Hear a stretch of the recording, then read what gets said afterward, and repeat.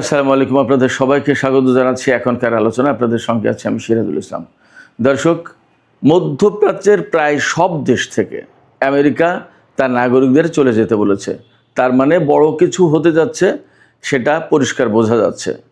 এদিকে ইরানের সর্বোচ্চ নেতার সামরিক উপদেষ্টা মহসিন রেজাই তিনি ঘোষণা করেছেন, আরও আগামী 2-3 দিন যদি আমেরিকা এইভাবে হামলা অব্যাহত রাখে তাহলে ইরান আক্রমণাত্মক হয়ে উঠবে, অর্থাৎ ইরান আক্রমণে যাবে এবং মার্কিন ঘাঁটিগুলোর উপর সর্বাত্মক ধ্বংসযজ্ঞ চালাবে।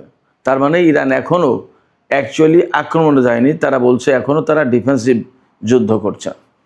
এদিকে গতরাতে ইরান এবং আমেরিকার মধ্যে ব্যাপক সংঘর্ষ হয়েছে। ইরানের বিভিন্ন জায়গায় হামলা চালিয়েছে মার্কিন বাহিনী। এর ভেতর থেকে নতুন ট্রেন্ড হচ্ছে কুয়েত থেকে ভূমিতে নিক্ষেপযোগ্য ক্ষেপণাস্ত্র নিক্ষেপ করছে মার্কিন বাহিনী ইরানের দিকে। ইরানও পাল্টা জবাব দিয়েছে। কুয়েতে, সৌদি আরবে, বাহরাইনে, সংযুক্ত আরব আমিরাতেও হামলা হয়েছে। সৌদি আরবের তেল ক্ষেত্রে হামলা চালিয়েছে ইরান নাকি ইয়েমেন এটা পরিষ্কার না। আর জর্দানের মুয়াফাক আল সালতি এই বিমানবন্দরে হামলা চালিয়েছে গতরাতে ইরান। মজার ব্যাপার হচ্ছে, সেখানে ইরানের দুটো ক্ষেপণাস্ত্র ধ্বংস করার জন্য, ইন্টারসেপ্ট করার জন্য বহু সংখ্যক ইন্টারসেপ্ট মিসাইল ছোড়া হয়েছিল। একটা মিসাইলও ইরানের ওই দুই ক্ষেপণাস্ত্রকে ভূপাতিত করতে পারেনি। সমস্ত মিসাইলের ফাঁক দিয়ে টার্গেটে হামলা করেছে ইরানি ক্ষেপণাস্ত্র। এদিকে হরমুজ প্রণালীতে 4টি জাহাজে হামলা হয়েছে, 4টি জাহাজ আঘাতপ্রাপ্ত হয়েছে। এর ভেতরে 2টি জাহাজে হামলা চালিয়েছে ইরান, আর 2টি জাহাজ ওমান উপকূলতে যাওয়ার সময় মাইনের সাথে ধাক্কা খেয়েছে এবং মাইন বিস্ফোরণে 2টি জাহাজ বিকল হয়েছে। সামগ্রিকভাবে যা পরিস্থিতি তাতে দেখা যাচ্ছে আগামী কয়েকদিনের ভিতরে যুদ্ধের মোড় মারাত্মক আকার ধারণ করতে পারে এবং পুরো মধ্যপ্রাচ্য ভয়াবহ অস্থিতিশীলতার দিকে যাচ্ছে। অর্থনৈতিক করুণ দশার সৃষ্টি হবে এবং মধ্যপ্রাচ্যের তেল এবং গ্যাস ক্ষেত্রগুলো মারাত্মক রকমের ঝুঁকির মধ্যে রয়েছে। এর ভেতরে ইরানের তেল গ্যাস ক্ষেত্রও একইভাবে ঝুঁকির মুখে রয়েছে। সবচেয়ে দুঃখজনক ঘটনা হচ্ছে, এই যুদ্ধে ইরান এবং পারস্য উপসাগরীয় বা আরব দেশগুলোর সম্পদের ক্ষয়ক্ষতি হবে। যুদ্ধ যদি এইভাবে বেসামরিক স্থাপনার দিকে যায়, আমেরিকা কিন্তু তার ভূখণ্ড নিরাপদ রেখেছে। এই বিষয়গুলো আদৌ আরব দেশগুলো বুঝবে কিনা সেটা বড় প্রশ্ন। আমি এই প্রশ্ন রেখেই আজকের আলোচনায় চলে যেতে চাই। আশা করি এই আলোচনা আপনাদের ভালো লাগবে এবং আপনারা শেষ পর্যন্ত সঙ্গে থাকবেন। আর আলোচনা যদি ভালো লাগে তাহলে লাইক, কমেন্ট, শেয়ার করবেন এবং চ্যানেলটি সাবস্ক্রাইব করে সাথেই থাকবেন। দর্শক, চলুন বিস্তারিত আলোচনা করি। সুপ্রিয় দর্শক, মধ্যপ্রাচ্যের প্রায় সব দেশ, আমি নাম বলি, ইরান, ইরাক, কুয়েত, সৌদি আরব, বাহরাইন, সিরিয়া, জর্দান, সংযুক্ত আরব আমিরাত, কাতার, মিশর, ফিলিস্তিন, পশ্চিম তীর, গাজা, ইসরায়েল, তারপরে ওমান, ইয়েমেন, এর প্রত্যেকটা দেশ থেকে আমেরিকা তার নাগরিকদের চলে যাওয়ার জন্য আহ্বান জানিয়েছে বা সতর্কবার্তা পাঠিয়েছে। আমেরিকা বলেছে মধ্যপ্রাচ্যের এই সমস্ত দেশে আমেরিকার নাগরিকদের থাকা এই মুহূর্তে মোটেই উচিত হবে না, ঠিক হবে না। দ্রুত তাদেরকে এই সমস্ত দেশের বাইরে চলে যেতে হবে, আমেরিকায় ফিরে যেতে পারে বা অন্য কোথাও, বাট এই সমস্ত দেশ ছাড়তে হবে। তার কারণ হচ্ছে যে খুব শিগগিরই এই সমস্ত দেশে অনেক বেশি পাল্টা হামলার ঘটনা ঘটতে পারে এবং এই সমস্ত দেশে যারা মার্কিন নাগরিক আছে তারা হয়তো আর বের হওয়ার সুযোগ পাবে না, এমনকি বিমানের ফ্লাইট ক্যান্সেল হয়ে যেতে পারে সব। আমেরিকার এই সতর্কবার্তার মধ্য দিয়ে একদম পরিষ্কার হয়ে যায় যে আমেরিকা মধ্যপ্রাচ্যে ভয়াবহ একটা যুদ্ধের দিকে যাচ্ছে এবং ভয়াবহ যুদ্ধের সূচনা করতে যাচ্ছে। আমেরিকা যখন ইরানের বিরুদ্ধে এইভাবে হামলা চালাবে তখন আলটিমেটলি ইরানকেও পাল্টা জবাব দিতে হবে এবং দিতে হচ্ছে, যার প্রেক্ষাপটে মধ্যপ্রাচ্যের দেশগুলো ভয়ঙ্করভাবে সংকটের মধ্যে পড়েছে, অস্থিতিশীল হয়ে পড়েছে, তাদের অর্থনৈতিক কর্মকাণ্ড মারাত্মকভাবে স্থবির হয়ে পড়েছে। এই সমস্ত আরব দেশে যেসব কলকারখানা আছে বা ফ্যাক্টরি আছে বা আদার যা আছে সেগুলোতে বেশিরভাগই বিদেশি শ্রমিক কাজ করে। তাদেরও কিন্তু জীবন জীবিকা হুমকির মুখে। আমাকে অনেকেই এই ইউটিউব চ্যানেলে বিভিন্ন ভিডিওতে কমেন্ট করে তারা জানায় যে কিভাবে তারা বিপদের ভেতরে আছে, নিরাপত্তাহীনতার ভিতরে আছে, ঝুঁকির মুখে আছে। কেউ কেউ আবার কোনো কোনো দেশের ক্ষয়ক্ষতির খবরও জানায়। যেমন গতকাল জর্ডান থেকে একজন ভাই বলেছেন যে সেখানে বেশ কিছু বিমান ধ্বংস হয়েছে ইরানি হামলায়। তো এই যে আমেরিকা ভয়ঙ্করভাবে মধ্যপ্রাচ্যকে এইরকম একটা খারাপ অবস্থার ভিতরে টেনে নিল, ফেলে দিল, এর দায় নেবে কে? এবং আমরা দেখতেই পাচ্ছি মার্কিন নাগরিকদের দ্রুত সরিয়ে নিচ্ছে। অন্য অনেক দেশের নাগরিকদের সরিয়ে নেওয়ার এরকম সহজ ব্যবস্থা নেই এবং তাদের জীবন জীবিকা মারাত্মক রকমের ঝুঁকির ভিতরে পড়তে পারে। সেক্ষেত্রে আমেরিকা এই যে দেশে দেশে জনপদে জনপদে যুদ্ধ চাপিয়ে দেয়, এর কি অর্থ থাকতে পারে? একদম সারা বিশ্বের গণমাধ্যম এবং বিশেষজ্ঞরা, বিশ্লেষকরা, ভাষ্যকারেরা সবাই বলছেন যে শুধুমাত্র ইসরায়েল এবং নেতানিয়াহুর কারণে ডোনাল্ড ট্রাম্প এই যুদ্ধে জড়িয়ে গেল। নেতানিয়াহু কি বলেছিল? নেতানিয়াহু বলেছিল যে ইরান পরমাণু অস্ত্র বানানো থেকে আর মাত্র 7 দিন দূরে আছে। কই? তারপরে যে আরও কত মাস চলে গেল, ইরান তো এখনও পরমাণু অস্ত্র বানানোর ঘোষণা দেয়নি বা কোনো প্রমাণ নেই। তাহলে কি দাঁড়ালো? তো ডোনাল্ড ট্রাম্প আমেরিকার প্রেসিডেন্ট, নেতানিয়াহু যদি তাকে টেনে আনে তাহলে কিভাবে হয়? আমেরিকা চলে কি করে? এবং তারা বিশ্ব শাসন করে বা বিশ্ব শাসন করতে চায়, কিভাবে সম্ভব এটা? এই যে মার্কিন নাগরিকদের এতগুলো দেশ থেকে সরে যেতে বললো, তার মানে দাঁড়াচ্ছে আমেরিকা ভয়ঙ্কর হামলা চালাবে ইরানের উপর। আর ইরানও আলটিমেটলি এই প্রত্যেকটা জায়গায়, যেহেতু ঘাঁটি আছে মার্কিন সামরিক ঘাঁটি, প্রত্যেকটা জায়গায় হামলা চালাবে। এবং ইরানের পক্ষ থেকে তো আজকে ঘোষণা করা হলো, ইরানের সর্বোচ্চ নেতার সামরিক উপদেষ্টা মেজর জেনারেল মোহসিন রেজাই, আমি এর আগেও বলেছি, তিনি একসময় ইরানের IRGC-র, ইসলামী বিপ্লবী গার্ড কোর, এই IRGC-র তিনি একসময় চিফ কমান্ডার ছিলেন। তিনি বলছেন যে আমেরিকা যদি আগামী 2-3 দিন এইভাবে হামলা অব্যাহত রাখে তাহলে ইরান আক্রমণাত্মক হয়ে উঠবে এবং ধ্বংসযজ্ঞ চালাবে। তার মানে হচ্ছে ইরান এখনও আক্রমণাত্মক হয়নি, তার মানে আক্রমণ চালাচ্ছে না। তাহলে কি করছে?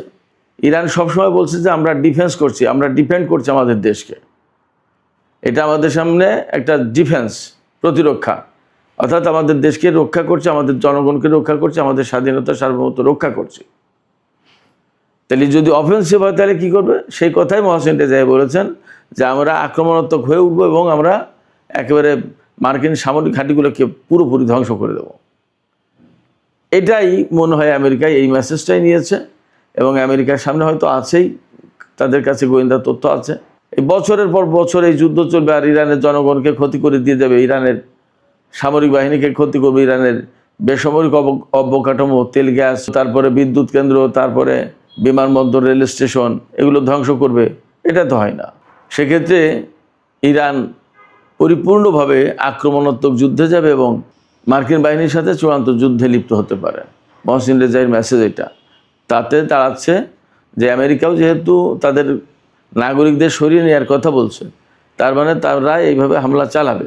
আর ইরান যেহেতু বলছে যে তারা আক্রমণাত্মক হয়ে উঠবে এবং মার্কিন ঘাঁটিগুলোর উপরে চরম ব্যবস্থা নেবে, তার মানে দাঁড়াচ্ছে মধ্যপ্রাচ্যে যে সমস্ত দেশে মার্কিন ঘাঁটি আছে তার প্রত্যেকটা দেশে ইরান হামলা চালাবে। এই জায়গা থেকে মোটামুটি বলা যাচ্ছে যে মধ্যপ্রাচ্যটা মানে একেবারে জাহান্নামের আগুনে পরিণত হবে, আগুনের কুণ্ডলিতে পরিণত হতে যাচ্ছে যা পরিস্থিতি। এদিকে গত রাতে ইরান এবং আমেরিকার মধ্যে প্রচণ্ড রকমের সংঘর্ষ হয়েছে। আমেরিকা ইরানের দক্ষিণ অঞ্চলীয় বা উপকূলীয় অঞ্চলে, এই উপকূলীয় অঞ্চলে ব্যাপক হামলা চালিয়েছে। ইরানের কোনো কোনো বিমানবন্দরে হামলা চালানো হয়েছে। তো এই সমস্ত হামলার জবাবে ইরান আমেরিকার বিভিন্ন ঘাঁটিতে হামলা চালিয়েছে, বিশেষ করে বাহরাইন, কুয়েতের অনেকগুলো ঘাঁটিতে হামলা চালিয়েছে। তারপরে সংযুক্ত আরব আমিরাত, কাতার, সৌদি আরবেও হামলা হয়েছে তেল স্থাপনার উপরে। সেই হামলা ইরান করেছে নাকি ইয়েমেন করেছে সেটা এখনও পরিষ্কার না। ওপাশে জর্দানেও হামলা হয়েছে। এপাশে গতকালকে আর একটা খবর বেরিয়েছে যে আমেরিকা নাকি ইরানের উপরে ব্যাপক ভিত্তিক হামলা চালানোর জন্য বহু সংখ্যক F-35 এবং F-16 জঙ্গি বিমান এনেছে নতুন করে। তার মানে ইরানের উপরে তারা ব্যাপক হামলা চালাবে। তাই যদি হয় তাহলে ইরানও সেই রকমভাবেই প্রস্তুতি নিচ্ছে এবং ইরান নতুন করে কিন্তু আরাস-2 ড্রোন ব্যবহার করা শুরু করেছে। এই আরাস-2 ড্রোন সম্পর্কে আমি কয়েকদিন আগে কথা বলেছিলাম। অত্যন্ত ধ্বংসযজ্ঞ চালাতে পারে, 2000 কিলোমিটারের বেশি উঠতে পারে এবং ঘন্টায় গতিবেগ হলো 400 কিলোমিটার। তার মানে বেশ দ্রুতগতি সম্পন্ন এবং এই ড্রোনকে মোকাবেলা খুব কঠিন, খুবই প্রযুক্তিগতভাবে উন্নত, আর এর ধ্বংসযজ্ঞ ক্ষমতা, বিস্ফোরণ ক্ষমতা ব্যাপক, আত্মঘাতী কামিকাজে ড্রোন। এই ড্রোনের ব্যবহার ইরান নতুন করে শুরু করেছে। গতকাল থেকেই, গত পরশুদিন থেকে ইরান এই ড্রোনের ব্যবহার শুরু করেছে। তাতে যুদ্ধক্ষেত্রে ইরান নতুন করে আলাদা রকমের একটা প্রভাব সৃষ্টি করতে চলেছে। ইরান এবং আমেরিকার মধ্যে যখন এরকমের মধ্যপ্রাচ্যে মারাত্মক রকমের যুদ্ধ হচ্ছে, তখন কাতার একটা বক্তব্য দিয়েছে। কাতারের আমির বলেছেন যে এই যে যুদ্ধ, এই যুদ্ধে আমরা কোনো পক্ষে অবস্থান নিতে চাই না, আমরা কারোর পক্ষে কারোর বিরুদ্ধে যুদ্ধ করতে চাই না। তার মানে কাতার কিন্তু পরিষ্কার করে বলে দিল যে তারা আমেরিকার পক্ষে দাঁড়িয়ে ইরানের বিরুদ্ধে যুদ্ধ করবে না। কাতারের পক্ষ থেকে আর একটা ঘোষণা এসেছে, যতক্ষণ পর্যন্ত এই যুদ্ধ বন্ধ না হচ্ছে ততক্ষণ পর্যন্ত তারা আর গ্যাস উত্তোলন করবে না। তার মানে আন্তর্জাতিক বাজারে গ্যাসের দাম আরও মারাত্মকভাবে বেড়ে যাবে, এটা পরিষ্কার বোঝা যাচ্ছে। অবস্থা যখন এমন, তখন হরমুজ প্রণালীতে কিন্তু যুদ্ধ আরও তীব্রতর হয়েছে এবং গতকাল রাতে 4টি জাহাজ আমেরিকার কথা মতো ওমান উপকূল দিয়ে পার হওয়ার চেষ্টা করছিল। তার ভিতরে 2টো জাহাজে ইরান হামলা চালিয়েছে, সেই জাহাজগুলো আর যেতে পারেনি। আর 2টো জাহাজে মাইন বিস্ফোরণ ঘটেছে। ইরান যে ওমান উপকূলের দিকে মাইন পেতে রেখেছে। ইরানের বক্তব্য হচ্ছে যে আমরা যে পথ দেখিয়ে দিয়েছি এই পথে যেতে হবে, হরমুজ প্রণালী পার হতে হলে এই পথে যেতে হবে, এই রুটের বাইরে গেলে তাদেরকে যেতে দেওয়া হবে না। তো কোনো কোনো জায়গায় মাইন পেতে রেখেছে আর কোনো কোনো জায়গায় খালি আছে, কিন্তু সেদিক দিয়ে গেলেই ইরান হামলা চালাচ্ছে। ফলে আমেরিকা কিন্তু বেসিক্যালি হরমুজ প্রণালীতে বা পারস্য উপসাগরে কোনো জাহাজকে নিরাপত্তা দিতে পারছে না এবং এটা সম্ভব না। আমেরিকার কথা শুনে যে সমস্ত জাহাজ আমেরিকার নির্দেশিত পথে যাবে সে সমস্ত জাহাজ হামলা শিকার হচ্ছে, এটা পরিষ্কার দেখতেই পাচ্ছি। সেক্ষেত্রে হরমুজ প্রণালীতে আসলে ইরান বা আমেরিকা কেউ এককভাবে প্রভাব সৃষ্টি করে এখানে জাহাজের নিরাপত্তা দিতে পারবে আপাতত এই মুহূর্তে তা মনে হচ্ছে না। এখন যেহেতু যুদ্ধের সময়, এই যুদ্ধের সময়ে যা দাঁড়াচ্ছে সেটা হচ্ছে এই যে এক পক্ষ কিছু জাহাজকে নিরাপত্তা দিতে চাইছে আর এক পক্ষ কিছু জাহাজকে নিরাপত্তা দিতে চাইছে। আমেরিকা যে সমস্ত জাহাজকে নিরাপত্তা দিয়ে হরমুজ প্রণালী পার করার চেষ্টা করছে তাদের উপর হামলা চালাচ্ছে ইরান। আর ইরান যে সমস্ত জাহাজকে নিরাপত্তা দিয়ে হরমুজ প্রণালী পার করছে তাদের উপর আমেরিকা হামলা চালাচ্ছে না। আমেরিকা শুধু সেখানে ব্লকেট তৈরি করে রেখেছে ইরানের জন্য। তো ইরান বিকল্প পথে কিভাবে তেল বিক্রি করবে সেটা ইরানের ব্যাপার, ইরান বোঝে। আর স্থলপথ ব্যবহার করবে কিনা সেটাও একটা ব্যাপার, বিশেষ করে চীনের সাথে, পাকিস্তানের সাথে। তো হরমুজ প্রণালীতে এখন আসলে কোনো জাহাজের নিরাপত্তা নেই। শুধু তাই না, গত রাতে উত্তর ভারত মহাসাগরে, তার মানে ওমান, আরব সাগর এর কাছাকাছি সীমায় একটি যুদ্ধজাহাজ হরমুজের দিকে আসার চেষ্টা করছিল, আমেরিকার যুদ্ধজাহাজ। সেই জাহাজকে মেসেজ দিয়েছে ইরানের সেনারা এবং তাৎক্ষণিকভাবে ক্রুজ ক্ষেপণাস্ত্র ছুড়েছে ওই জাহাজের দিকে। এরপরে জাহাজটি পিছু হটে চলে গেছে ভারত মহাসাগরের দিকে, দক্ষিণের দিকে। তো আমেরিকা আসলে একচেটিয়া যুদ্ধ মধ্যপ্রাচ্যে করতে পারছে না এবং পারবেও না। তার অনেকগুলো নজির আমরা দেখতে পাচ্ছি। কুয়েতে যে মার্কিন এয়ারফোর্সের যে ঘাঁটিগুলো আছে, এই সমস্ত ঘাঁটিগুলো একেবারে তছনছ করে দেওয়ার চেষ্টা করছে ইরান। অনেক জায়গায় ইরানের ড্রোন এবং ক্ষেপণাস্ত্র মোকাবেলা করতে পারছে না। আর পারছে না বলেই আজকে কিন্তু কুয়েতের আন্তর্জাতিক বিমানবন্দর বন্ধ ঘোষণা করতে বাধ্য হয়েছে। ফ্লাইট সব রিশিডিউল করা হয়েছে, এখনও পরিষ্কার না কখন ফ্লাইট শুরু হবে। এছাড়া আরও একটা ঘটনা আছে, এই যে আমি একটু আগে বললাম যে জর্দানের মুওয়াফাক আল সালতি বিমানবন্দরে ইরান হামলা চালিয়েছে। সেখানে ইরানের ক্ষেপণাস্ত্র ধ্বংস করার জন্য পেট্রিয়ট থেকে ইন্টারসেপ্টর ছোড়া হয়েছে। এই ইন্টারসেপ্টর যে মিসাইলগুলো, সেই মিসাইলগুলো অনেকগুলো ছোড়া হয়েছে। কিন্তু ইরানের দুটো ক্ষেপণাস্ত্র দেখলাম যে একেবারে ডাইরেক্ট এসে সেখানে তাদের লক্ষ্যবস্তুতে আঘাত আনছে। একটা ক্ষেপণাস্ত্রকেও ভূপাতিত করতে পারলো না, অনেকগুলো ক্ষেপণাস্ত্র ছোড়া হয়েছে। আসলে বাস্তবতা হচ্ছে ইরানের হাতে যে হাইপারসনিক ক্ষেপণাস্ত্র আছে, এই ক্ষেপণাস্ত্রগুলো আসলে মোকাবেলা করার সাধ্য ইসরায়েল আমেরিকার কারণ নেই। কারণ হাইপারসনিক প্রযুক্তি তাদের হাতে নেই, এবং তাদের হাতে যে পেট্রিয়ট এবং থার্ড সিস্টেম আছে, এই পেট্রিয়ট এবং থার্ড সিস্টেমই তো ইরানের ক্ষেপণাস্ত্র এবং ড্রোন হামলার শিকার। তাহলে কিভাবে কি করবে? ফলে ইরানের সাথে আমেরিকার যুদ্ধে পেরে ওঠা বেশ একটা কঠিন হবে। আর যখন এইভাবে কঠিন হয়ে দাঁড়াচ্ছে, তখন আমেরিকা আসলে স্বাভাবিক পন্থায় এখান থেকে বেরিয়ে যেতে পারবে না। তাহলে কি করবে? তাহলেই প্রশ্ন আসে যে আমেরিকা কি তাহলে শেষ পর্যন্ত পরমাণু বোমা হামলার দিকে যাচ্ছে কিনা, যার প্রেক্ষাপটে তারা তাদের নাগরিকদের পুরো মধ্যপ্রাচ্য থেকে সরিয়ে নিচ্ছে। একই পরমাণু বোমা হামলার ইঙ্গিত কিনা, সেই প্রশ্ন আমি এখানে রেখে আজকের আলোচনা শেষ করতে চাই। দর্শক, আলোচনা শেষের আগে আপনাদের কাছেও প্রশ্ন রাখি, আপনারা কি মনে করছেন আমেরিকা এবং ইরানের যে বর্তমান পরিস্থিতি, যতটা কঠিনভাবে মুখোমুখি অবস্থানে, তাতে কি মনে হয় যে মধ্যপ্রাচ্য থেকে আমেরিকা তাদের নাগরিকদের সরিয়ে নিয়ে ইরানের উপর পরমাণু বোমা হামলা চালাবে? আপনাদের মতামত কমেন্টে জানাতে পারেন। আর ভিডিও ভালো লাগলে লাইক, কমেন্ট, শেয়ার করবেন এবং চ্যানেলটি সাবস্ক্রাইব করে সাথেই থাকবেন।